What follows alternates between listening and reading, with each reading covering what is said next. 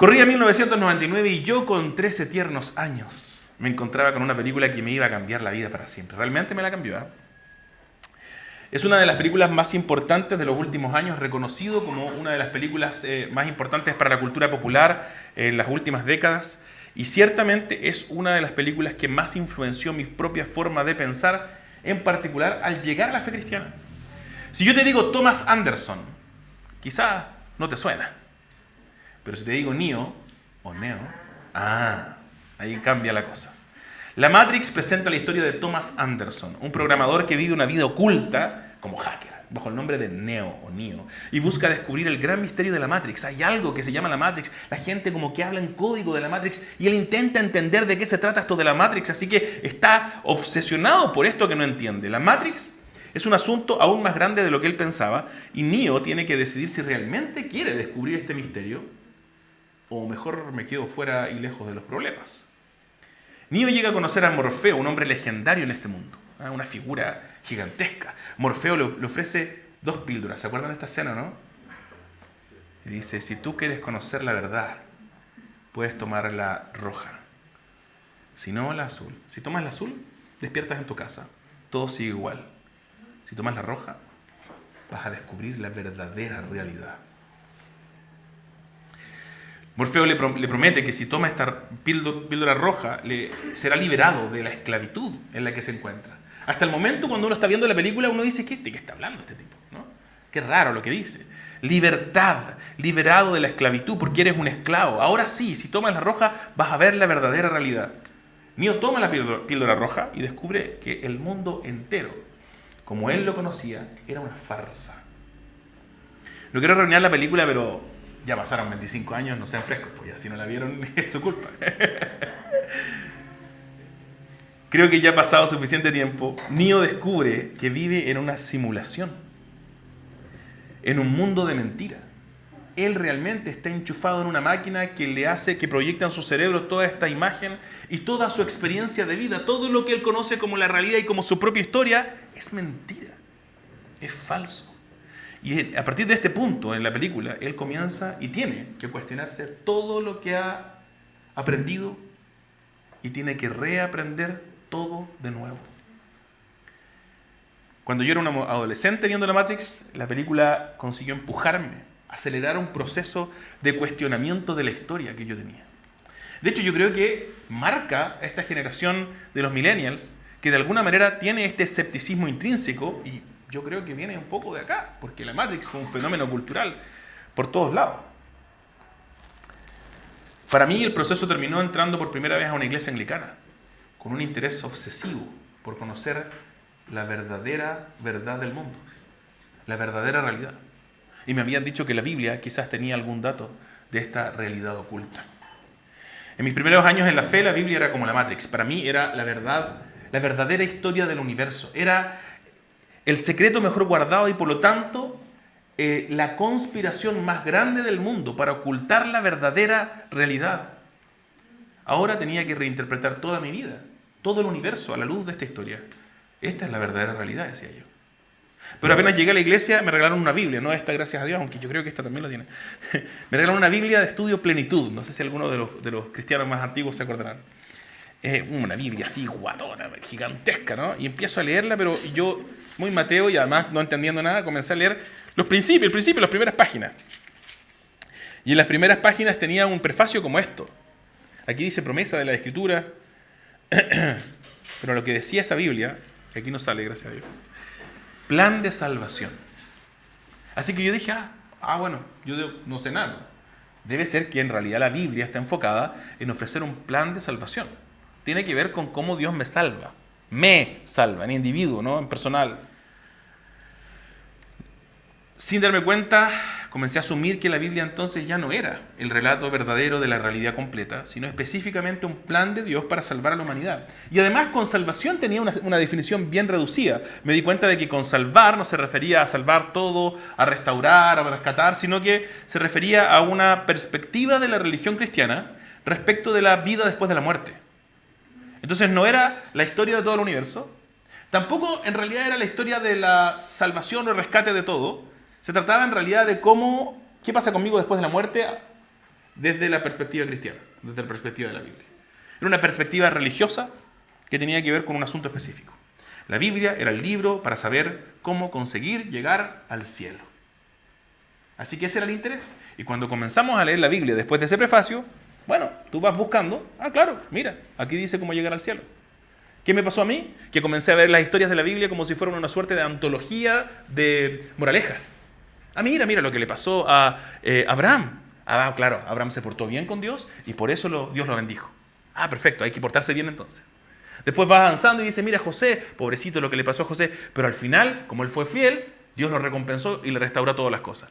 Entonces cuando estamos en dificultades hay que portarse bien y entonces Dios te restaura todas las cosas. Empezamos a entender la Biblia de distintas maneras y eso predispone la manera en que leemos la Biblia. La semana pasada hablábamos del Evangelio y cómo muchos cristianos tienen ideas distintas de lo que es el Evangelio. Todos decimos, sí, hay que predicar el Evangelio. Te juntas con los evangélicos, los católicos, los ortodoxos y todos decimos, el Evangelio es lo más importante. Amén, amén. ¿Pero qué es el Evangelio? Y ahí quedan las cosas. No estamos de acuerdo. Tenemos ideas muy distintas. Y hoy día vamos a hablar de la Biblia, de la historia de la Biblia, de qué es la Biblia. Y también vamos a partir reconociendo que distintos cristianos parecen tener distintas ideas de realmente de qué se trata la Biblia. ¿Qué es esta historia que tenemos por delante? ¿Cuál realmente es la narrativa que constituye este libro ancestral? ¿Qué es la Biblia? ¿Qué es lo que intenta? Ahí te voy a decir qué es la Biblia. A ver, contéstame. ¿Qué es la Biblia? ¿Qué es lo que intenta narrar? ¿Cuál es su naturaleza? La naturaleza de la historia que nos cuenta. ¿Es la revelación del plan para sacar a los seres humanos y llevárselos al cielo? ¿Es una suerte de plan secreto de secuestros masivos? ¿Es una antología de moralejas para poder vivir mejor en esta vida? Como cualquier religión, la regla dorada de las religiones, ¿no? Trata a otros como te gustaría que te trataran. Qué lindo, perfecto. Así somos personas mejor personas moralmente hablando. ¿Es un manual de instrucciones para llegar al cielo? Mira, si hago aquí, si doblo a la izquierda, por aquí va el camino al cielo. Perfecto. ¿De qué se trata realmente la historia de la Biblia? Esa es la pregunta que vamos a explorar hoy. Y lo vamos a hacer desde la perspectiva retrospectiva de Apocalipsis. Mi querido amigo Luke Foster, mi compadre Luke Foster, padrino de Lucía, cuando él es doctor en teología, me decía siempre cuando yo era su alumno, cuando quieras saber si es que el libro te sirve o no, lee las últimas páginas. El último capítulo te va a decir hacia dónde va el libro. Eso vamos a hacer con la Biblia. Y vamos a leer Apocalipsis 21, del 1 al 5. Pongan atención entonces, hermanos, a la palabra de Dios. Apocalipsis 21, del 1 al 5 dice así. Entonces vi un cielo nuevo y una tierra nueva, porque el primer cielo y la primera tierra pasaron, y la nueva Jerusalén, y el mar ya no existe. Y vi la ciudad santa, la nueva Jerusalén, que descendía del cielo de Dios, preparada como una novia ataviada para su esposo. Entonces oí una gran voz que decía desde el trono, el tabernáculo de Dios está entre los hombres, y Él habitará entre ellos. Y ellos serán su pueblo, y Dios mismo estará entre ellos. Él enjugará toda lágrima de sus ojos, y ya no habrá más muerte, ni habrá más duelo, ni clamor, ni dolor, porque las primeras cosas han pasado. El que está sentado en el trono dijo, yo hago nuevas todas las cosas. Y añadió, escribe, porque estas palabras son fieles y verdaderas. Hermanos, esta es palabra de Dios. Le pido ayuda. Karim, ¿te puedo pedir que me traiga un vasito de agua? ¿O sabes qué? Tengo mi botella ahí. Mira. Ahí de la botella. Gracias. Muchas gracias, hermano. El final de la Biblia presupone una historia, ¿no? No es simplemente un cuento autocontenido, no es una antología de moralejas. No llegamos al final de la antología y decimos, hoy día vamos a leer la Caperucita Roja, que no tiene nada que ver con los 3 chanchitos de la semana pasada, ni nada que ver con, los ositos y los ricitos de oro de la semana antepasada. No es un montón de cuentos o de moralejas inconexas. Es una historia que se recorre unida. Y debemos leerla cohesionada. Jesús, en Apocalipsis 21, presupone que conocemos la historia de la Biblia. Es una historia que puede resumirse en 4 capítulos y que los receptores de Apocalipsis lo tenían muy claro. Creación. Comienza en Génesis con la creación de todo, lo físico, lo metafísico, lo temporal, lo eterno, todo lo que existió, existe y existirá, fue creado por el Dios Yo Soy de la Biblia. En Génesis se nos cuenta que esta creación de todo está en un orden creado por Dios que es Shalom, que es paz, que es plenitud, que está perfecto, que está donde tiene que estar, todo en su lugar, ¿no? Yo soy medio mañoso para las tortas o los postres. No me gusta tanto el dulce, las mermeladas también, ¿no? Que de repente es de mucho azúcar. Entonces cuando digo, este está perfecto, el balance perfecto entre lo dulce, lo ácido, el sabor de la fruta, no, y el tueste de la azúcar, está espectacular. La creación tenía esa condición, estaba todo en su lugar, todo perfectamente balanceado. Y en Génesis se nos cuenta que esta creación está en Shalom, esa es la palabra que se usa, en el orden dispuesto por Dios, que es bueno, es más, muy bueno, según el capítulo 1 de Génesis. Dios habla al hombre para guiar su rol como gobernadores de la creación. Es Dios quien le dice al hombre cómo relacionarse con la creación. Este orden produce bienestar, bendición para todos, y por lo tanto la creación de Génesis 1 y 2 se caracteriza por una bendición floreciente. Hay un potencial que sigue abriéndose, sigue explorándose, sigue floreciendo en esa bendición. Sin embargo, al poco andar se nos narra la rebelión del hombre. Es trágico, porque en la tercera página o segunda página de las Biblias, Génesis 3, en una búsqueda por la autonomía, el hombre invierte el orden de Dios. Invierte en ese sentido. Deja de escuchar su voz para definir su relación con la creación, y en vez de eso, escucha la voz de una criatura. Una criatura a la que debían dominar. Y es esa criatura quien le dice cómo definir su relación con Dios. Esa inversión fuerza al mundo a funcionar de una manera antinatural. Y por tanto la creación desde entonces se caracteriza ya no por una bendición floreciente, sino por una maldición decadente. Y esta es la experiencia que los seres humanos experimentan aún hasta el día de hoy. El tercer capítulo es posible llamarlo, bueno, aquí hay distintas posturas, pero redención, digamos, ¿no? Ahora la gente cuando piensa en redención parte en Jesús. Y yo siempre digo esto en las clases de introducción a la Biblia. Digo, bueno, si tú pasas de Génesis 3, aquí está Génesis 3. Si pasas de Génesis 3 hasta Jesús, y vamos a abrir aquí hasta el Nuevo Testamento, mira todo lo que te comiste de la historia. ¿Lo ven? Todo eso lo ignoraste. Parece que Dios no tiene el mismo balance que tú, no tiene la misma estructura que tú. Lo cierto es que después de Génesis 3 y ya en Génesis 12 vamos a ver un intento de Dios de redimir, de restaurar, de renovar las cosas. En medio de esa revolución golpista, Dios no renuncia a su creación. Sí, dije lo que dije. Una revolución golpista. Los hombres hacen una revolución que hace un golpe de Estado contra el Dios soberano. Quiere sacarlo de allí y poner en su lugar a este tirano que se llama Satanás. Pero Dios no renuncia a su creación.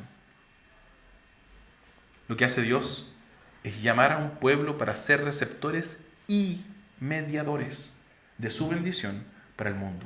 Y las palabras no son coincidencia. Bendición en medio de la maldición. Se trata de la familia de Abraham. A él Dios le promete bendecirlo y bendecir por medio de él a todas las familias de la tierra. Entonces, en medio de la revolución golpista, Dios recluta a esta familia, a este pueblo, para ser bendecidos, pero también un medio de bendición, ¿cierto? Es más, se trata de la familia de Abraham. Dios a él le promete bendecirlo y bendecir por medio de él a todas las familias de la tierra. Espérate, Abraham hace miles de años, a miles de kilómetros de acá, y nosotros estamos hablando de él.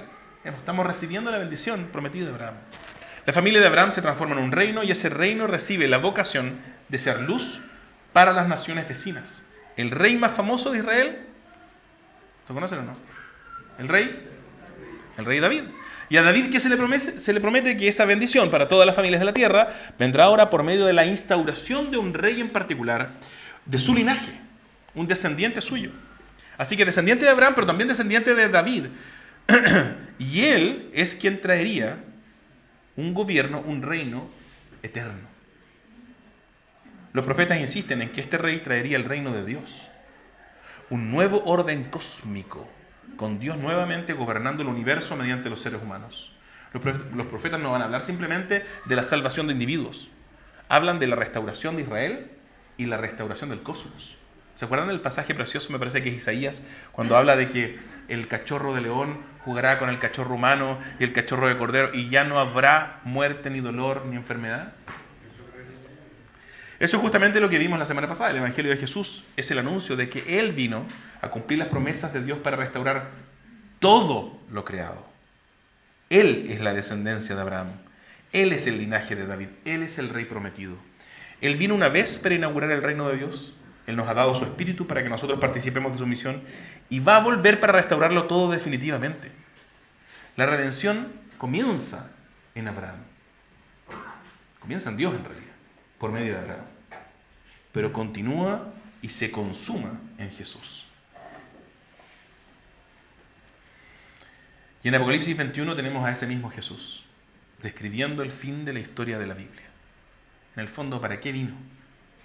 ¿De qué se trata la historia? ¿Se acuerdan de Luke Foster?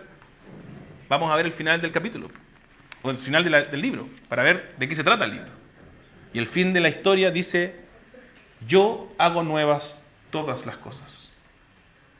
La nueva creación es una renovación de toda la realidad caracterizada por una bendición todo abarcante. Así que podemos resumir en 3 capítulos, ¿no? La creación es una bendición floreciente. La caída es una decadencia, es una maldición decadente. Y la nueva creación, la restauración prometida y que esperamos todavía, es una bendición todo abarcante, que lo abarca todo. Ahora, si lo abarca todo, tenemos hartos problemas. Significa que nuestras vidas necesitan ser redefinidas. Cada área de nuestra vida necesita ser redefinida. Ahora que sabemos que Jesús quiere restaurar todo. Mi familia, mi vida privada, mi cuenta bancaria, mi agenda, mi relación con mis compañeros de trabajo, mi relación con ese familiar complicado que no veo hace años porque prefiero evitarlo, mi relación con mi hermano en Cristo con el que tuvimos una pelea la otra vez, pero necesitamos recordar que Él quiere renovar todo, que Cristo quiere renovar todo y por lo tanto todo debe ser dispuesto a sus pies. No hay espacio para cristianos, para bloques cristianos en tu agenda. No hay espacio para cristianos que dicen: yo hago esto para Cristo y de aquí para adelante esto es mío, pues Jesús. Mira, el auto que me voy a comprar este año, esta es una decisión mía, pues Jesús. ¿Qué te andan metiendo tú en esto? Sí, yo sé que hay gente que a lo mejor necesita, pero bueno, esta cuestión es asunto mío. Eso no existe. Eso no es ser un cristiano. Eso es ser un medio cristiano. Y los medios cristianos en la Biblia no son cristianos. La historia que la Biblia nos cuenta no nos permite reducirla a una antología de moralejas, ni tampoco a un mero plan de evacuación de este mundo. La historia de la Biblia afirma ser la verdadera historia del mundo. Historia universal, escrita por Dios. Es el relato verdadero de la realidad en la que habitamos tú y yo. Nos va a decir la verdad acerca de la crianza de los hijos. Nos va a decir la verdad acerca de nuestros matrimonios y nuestras crisis matrimoniales. Nos va a decir la verdad acerca de nuestra propia psiquis y cómo somos constituidos, lo que nos hace bien y lo que nos hace mal. Nos va a decir la verdad acerca de nuestras finanzas. Nos va a decir la verdad acerca de nuestro trabajo. Nos va a decir la verdad acerca de todo, porque es la verdadera historia del universo. Es nuestra verdadera historia. Y no se conforma con menos. Tú y yo vivimos en una era de crisis. Es posible que algunos de nosotros hayamos crecido adoctrinados por la narrativa del modernismo. Aquí me voy a poner medio filosófico, pero es importante que entendamos esto. Nosotros estamos en una transición. Hace un poco más de 100 años moría un movimiento que dominó el occidente por cientos de años, que se llamó el modernismo. El modernismo dice: nosotros tenemos la razón autónoma y es suficiente para conocer la verdad. La mayoría de los que nacieron antes de los 80 vienen de ahí. Ahí está, ¿no? Modernismo.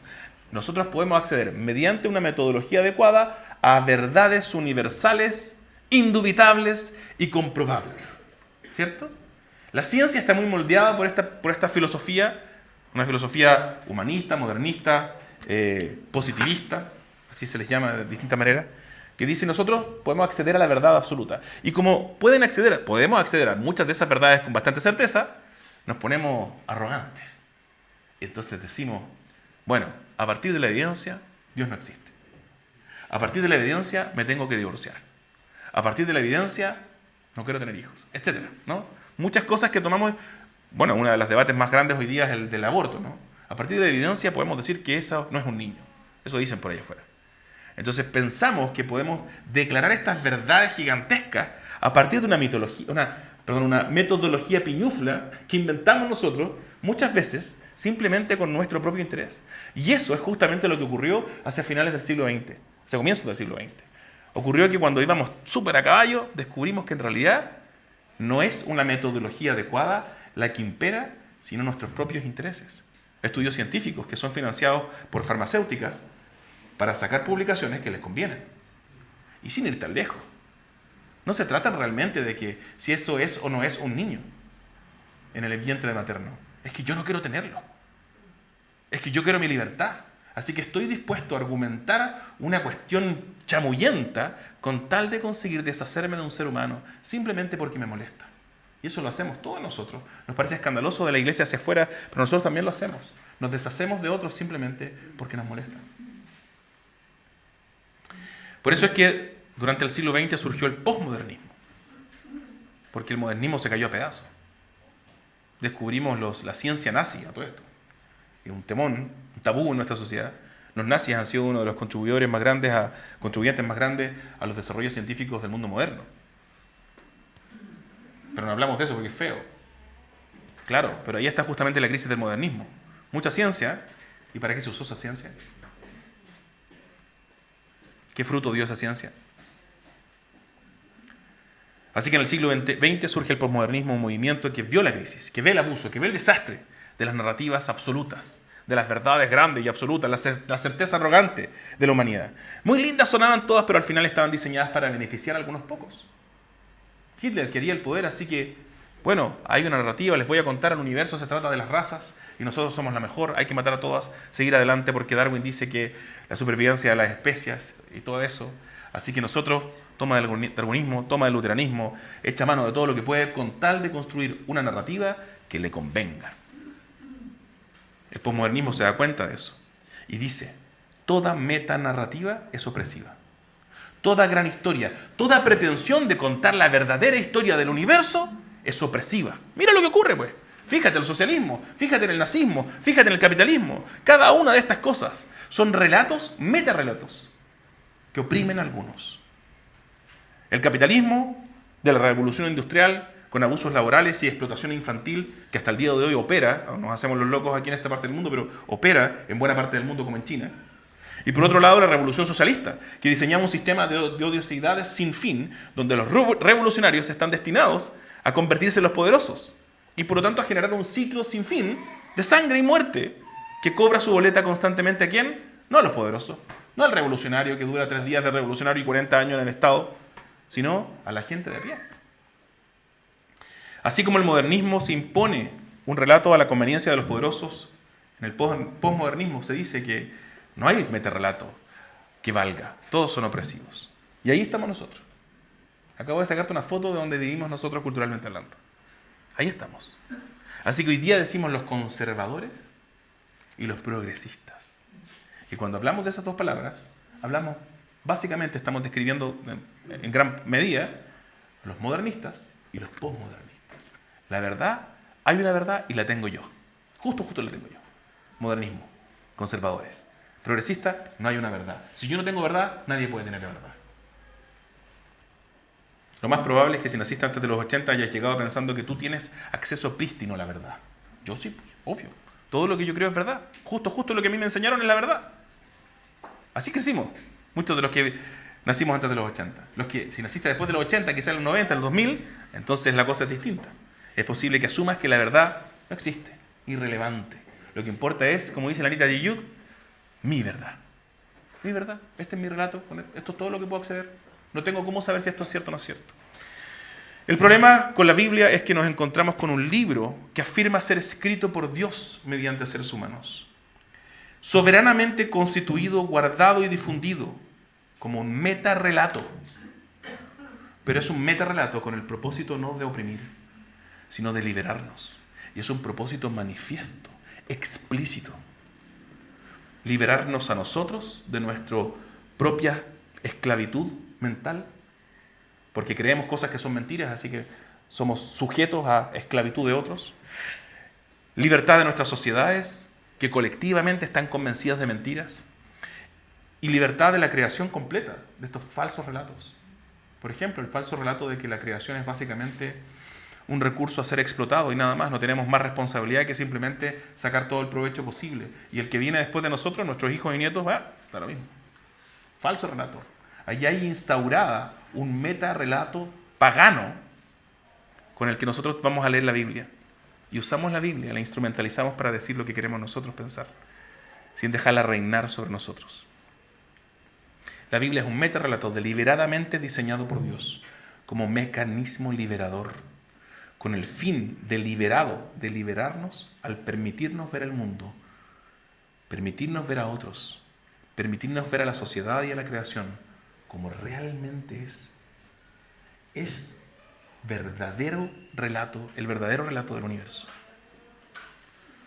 Hermano, no sé si ustedes saben que septiembre fue el mes de la Biblia. Hay que leer la Biblia. Estamos llamados por el Señor a leer la Biblia consistentemente. Todos los días, en privado, en público, con nuestra familia. Lee la Biblia, medita en ella de día y de noche, dice el Salmo 1. Pero no la uses como un amuleto.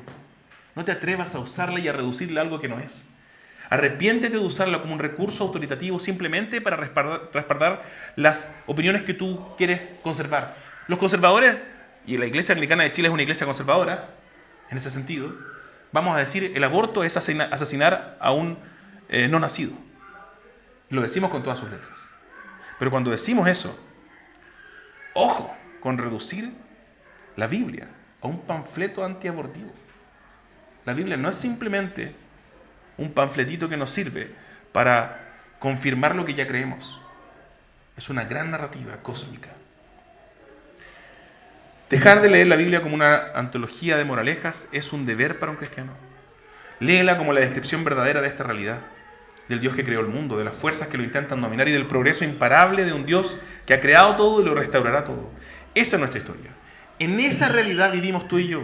Y tú puedes decidir sumarte a ese avance o resistir ese avance y someterte a otras historias alternativas, pero no puedes escapar, habitar en una historia. Tú y yo habitamos en una historia, en una narrativa. Siempre hay una historia que está definiendo tu vida y tus decisiones. La pregunta es ¿cuál? Y aquí nuestras ideologías empiezan a darnos vueltas en la cabeza. Y si estás pensando en esa ideología que tú dices, a lo mejor sí, esa ideología, esa postura que has tomado, está compitiendo con la Biblia por ser la narrativa que domina tu vida. Todo el tiempo nos va a pasar. El teólogo y obispo británico Leslie Newbigin describió esta realidad en estas palabras. Déjame leerlo. Si esta narrativa bíblica no es la que realmente controla nuestro pensamiento, entonces inevitablemente seremos arrastrados a la historia que el mundo se cuenta de sí mismo. Llegaremos a ser cada vez más indistinguibles del mundo pagano del que formamos parte. Y díganme si eso no es lo que le ha ocurrido a la iglesia en el siglo XXI. La iglesia que empieza a dejar la Biblia de lado, se le cae del púlpito y termina predicando el manifiesto comunista o algún libro libertario favorito de algunos de mis amigos acá. Lamentablemente es cierto que a menos que leamos la Biblia como la verdadera gran historia que define nuestras vidas, lo que haremos será simplemente usar la Biblia para justificar lo que realmente constituye nuestra fe más profunda. Comunismo, socialismo, liberalismo, libertarianismo, no sé, feminismo, machismo, todos los ismos del mundo. Esa es justamente la razón detrás de tantos cristianos con apellidos. No, yo soy cristiano, pero soy cristiano nacionalista. En Estados Unidos está de moda eso. Cristiano nacionalista. No, yo soy cristiano socialista, cristiano progresista, cristiano conservador. Los apellidos están diciendo lo que domina mi lectura de la Biblia no es la Biblia, es otra cosa. El problema es que no leen la Biblia como la verdadera historia de la realidad. No la leemos en realidad. La reducimos constantemente a un mero libro de frases religiosas que puedo usar para respaldar lo que yo realmente creo. Así que bautizo mi ideología humana, traigo acá adelante y le digo, querida ideología pagana, ven, te bautizo en el nombre de Jesús. Ahora somos cristianos nacionalistas, cristianos socialistas. Es solo cuando leemos la Biblia como la gran revelación de la verdadera realidad que tenemos acceso a ser liberados de las ideologías humanas. Escucha eso, por favor, hermano.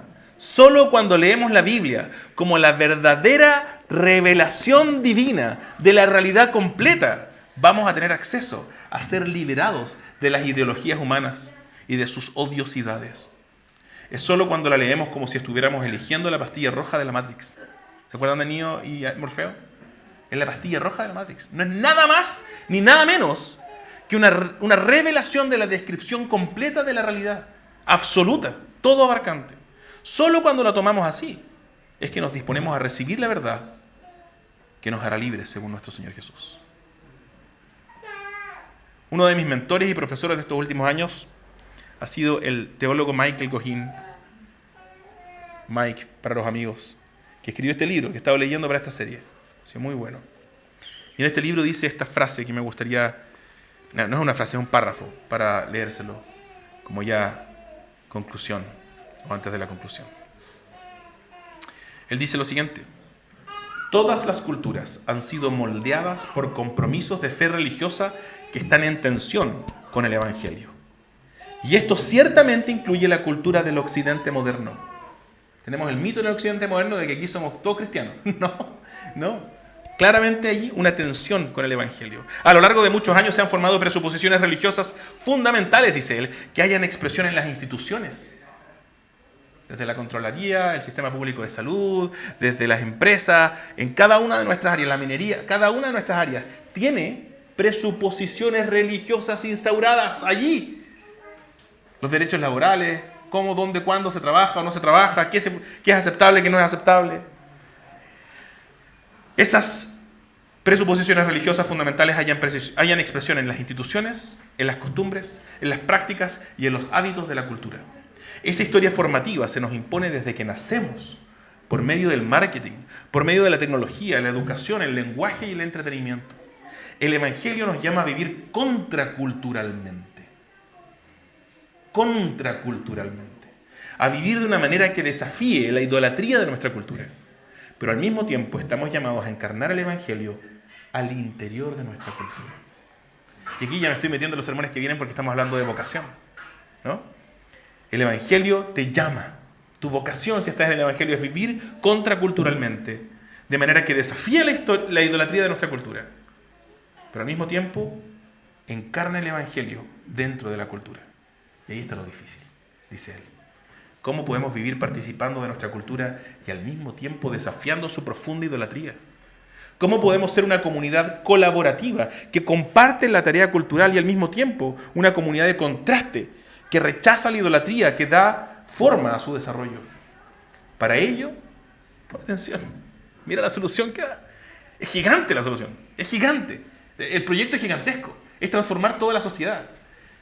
Para ello, debemos volver continuamente a la narrativa bíblica como pueblo de Dios, para que ella confronte el poder coercitivo de todas las historias rivales. Esta historia no es simplemente otra historia religiosa, es la historia mediante la cual interpretamos todo otro relato.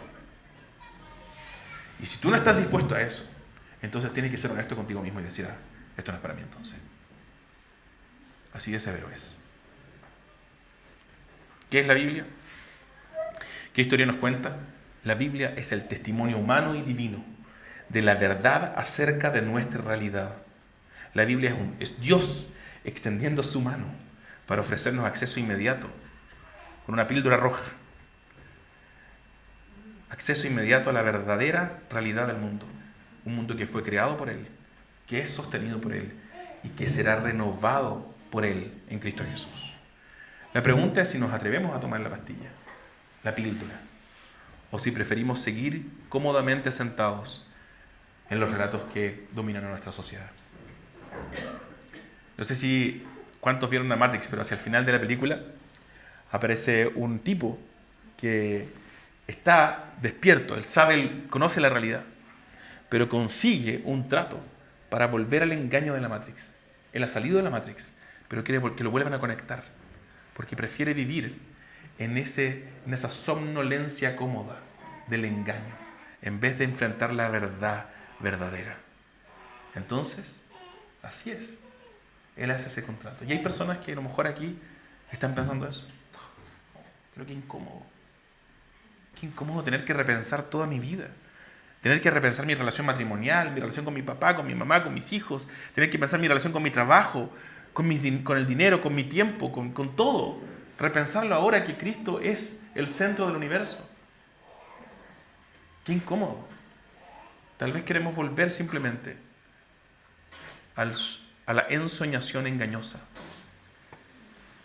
de un mundo que narra su propia historia de acuerdo con sus propios intereses. Que no sea así, hermanos. Que seamos realmente humildes y valientes para venir ante el Señor y decirle: Señor, queremos conocer la verdad. Y el Señor dice: yo soy el camino, la verdad y la vida. Es más, va a decir: y la verdad los hará libres. ¿Te parece si oramos? Para que el Señor nos guíe, para que el Señor nos permita ser liberados de estas falsas narrativas. Inclinemos nuestros rostros. Padre Santo, te pedimos perdón por cuánto hemos dejado que el mundo moldee nuestra propia historia. Por cuánto hemos dejado que nos hemos permitido ignorarte y hemos permitido otros relatos imponerse e interpretar este relato que es tuyo, Señor. Señor, no queremos que nadie más gobierne nuestras vidas sino tú. Y por lo tanto, te rogamos que tu Espíritu Santo venga para hacernos fieles lectores de la Biblia, para leerlo consistentemente con toda su dificultad, Señor, pero consistentemente como la verdadera historia del mundo, centrada en Jesús, para renovarlo todo. Señor, te queremos pedir hoy día que este relato sea el que defina toda nuestra realidad y que por lo tanto podamos construir nuestras casas en la roca, que es la verdadera historia del mundo, en la palabra, que es tu Hijo encarnado, y que aquí lo tenemos en el mejor testimonio más seguro en la narrativa de la Biblia. Que construyamos nuestras casas, Señor, en la verdad sólida y no en la arena. Ayúdanos, Padre, a esperar y vivir consistentemente en la renovación de todas las cosas en Cristo. Permítenos ser agentes que se deleiten en tu renovación y que sirven en ella para el beneficio de los que nos rodean. En el nombre de Jesús. Amén.